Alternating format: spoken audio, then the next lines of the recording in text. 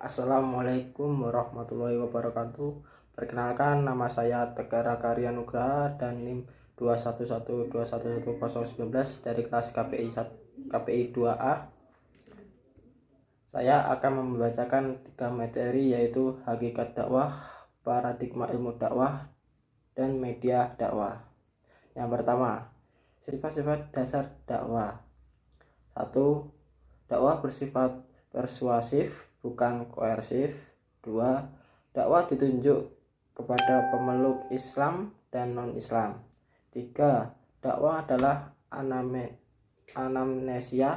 anamnesis, yakni berupa mengembalikan fitrah manusia. 4. Dakwah bukan membawa psikotropik. 5. Dakwah adalah rational intelligent. 6. Dakwah adalah rational necessary. Kedua, fungsi dakwah. 1. Mencegah laknat Allah, yakni siksa untuk keseluruhan manusia di dunia. 2. Sebagai estafet bagi peradaban manusia. Faktor hidayah dalam sistem dakwah. Arti hidayah dan macam-macamnya. Hidayah sebagai petunjuk informatif, yaitu memberikan pengalaman tentang pesan Islam.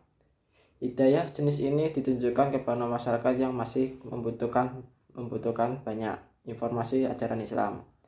Hidayah sebagai petunjuk pembinaan. Dalam hal ini masyarakat dibimbing dan digerakkan untuk menjalankan ajaran Islam.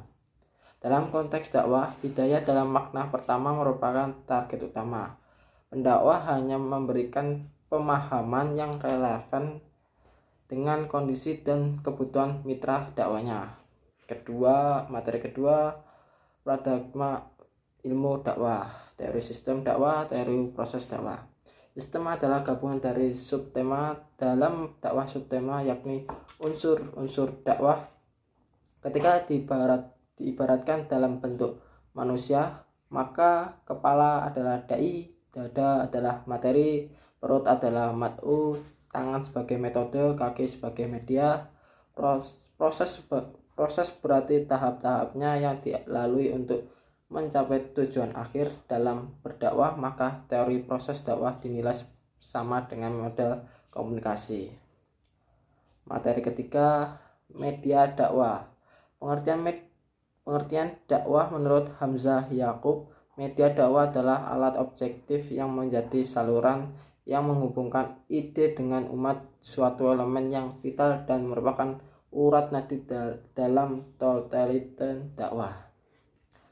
Jenis-jenis media dakwah terdiri dari lisan, tulisan, lukisan, audiovisual, akhlak, dan juga budaya.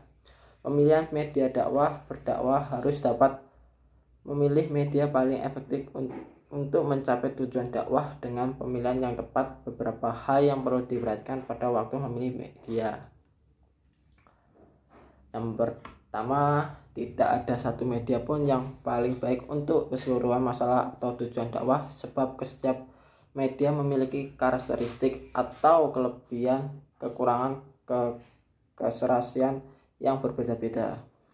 2. Media yang dipilih sesuai dengan tujuan dakwah yang hendak dicapai. 3. Media yang dipilih sesuai dengan kemampuan sasaran dakwahnya. 4. Media sesuai dengan materi dakwahnya. 5. Dilakukan dengan cara objektif, artinya pemilihan media bukan atas dasar kesukaan dai. 6. Kesempatan dan ketersediaan media perlu mendapatkan perhatian. 7.